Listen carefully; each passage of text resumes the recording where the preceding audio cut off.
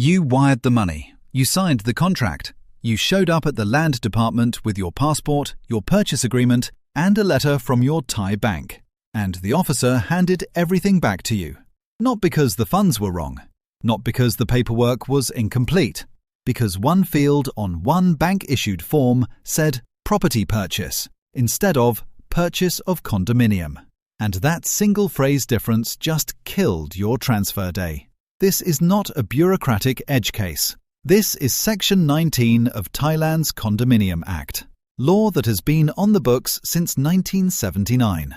Every foreigner registering freehold title to a Thai condominium must present a foreign exchange transaction form, still widely known by its Thai name, Thor Thor 3. Without it, no transfer happens. Your passport doesn't override it. Your purchase contract doesn't override it. Your lawyer's letter doesn't override it. The land department officer will hand your file back across the counter and wait for you to leave. Here is the number that determines everything. $50,000. That is the Bank of Thailand threshold that splits all inbound foreign remittances into two entirely different document categories.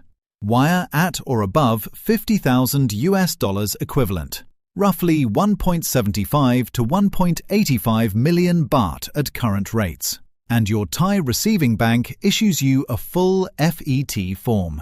Wire below that threshold, and what you receive is a bank credit advice letter instead. Two different documents, two different names, two different request procedures at the bank, and critically, both are accepted by the land department, but only if they contain 4 specific elements. Most buyers don't know this distinction exists. Most real estate agents don't know it either. And if you wire below that threshold without knowing what to ask your bank to include, you will arrive at the land department on transfer day with a piece of paper that looks right and legally fails. If you're buying a condo at 3 million baht, common in Chiang Mai, Pattaya and parts of Bangkok, you are almost certainly sending multiple smaller transfers or a single transfer below the $50,000 mark. That puts you in bank letter territory. And a generic bank credit slip from a Thai ATM printout will not get you past the land department counter. Here's the context that explains why this system exists. Thailand's Condominium Act restricts foreign freehold ownership of condominium units to 30% of a building's total floor area. To enforce that restriction meaningfully, the law also requires that foreign buyers prove their purchase funds originated outside Thailand, in foreign currency. The FET form is that proof. It's the Thai banking system's confirmation that money crossed a border, converted on Thai soil, and entered the economy from abroad, not from a Thai bank account already sitting in Bangkok. This matters because a foreigner with a long-stay visa and a local Thai bank account could theoretically accumulate baht domestically and attempt to buy property with it. The FET form closes that loophole. It is the chain of custody document for foreign capital entering Thai real estate. Every legitimate Thai property lawyer knows this. The surprise is how many buyers and their agents don't fully understand how it works until transfer day. Now let's talk about the mechanism, because this is where buyers lose money. Whether you receive a full FET form or a bank credit advice letter, the land department requires 4 elements to be present and correct. 1. The foreign currency amount received. 2. The converted baht amount. 3. The sender's full name, matching your passport. 4. And this is the one that fails people, the purpose of funds, stated exactly as purchase of condominium or purchase of property. Descriptions like personal transfer, living expenses, savings, or gift are categorically rejected. And here's the part that makes this genuinely dangerous. The purpose description is determined at the moment the inbound wire is processed by your Thai receiving bank. The bank officer handling your transfer assigns a remittance purpose code based on whatever instruction came with the wire. or if no instruction was clear, based on their default classification. Once that document is issued, amending it requires a formal bank amendment process. It takes days, sometimes weeks, and it is not guaranteed, because the bank originally processed that wire under a different code, and reversing it requires internal compliance sign-off. Meanwhile, your transfer day has passed. Your developer's contract may have a hard settlement deadline, and your deposit, typically 10 to 30% of the purchase price, is sitting in legal limbo.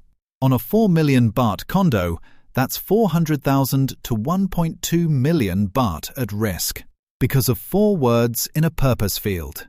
So what do smart foreign buyers actually do? 5 steps done in order before transfer day.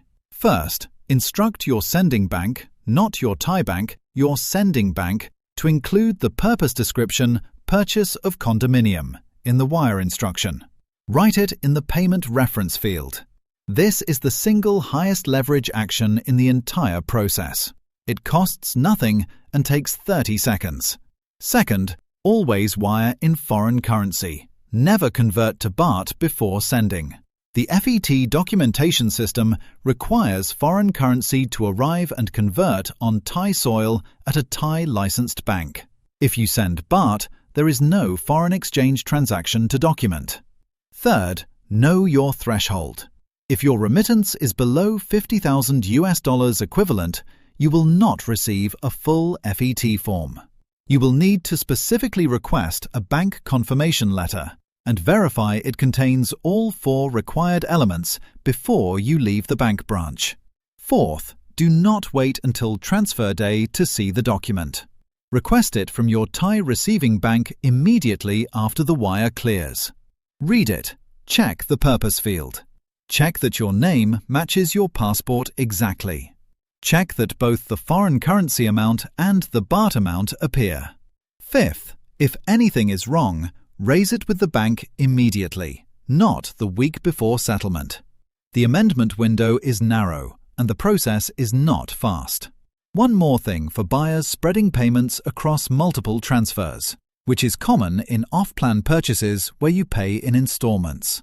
Each transfer generates its own FET document or bank letter. The Land Department may require documentation covering all transfers contributing to the purchase price. Your property lawyer needs to know the full transfer structure before you send anything.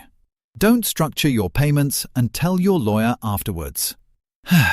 Here is the one thing to carry out of this video. The FET form is not a bureaucratic formality you deal with on transfer day.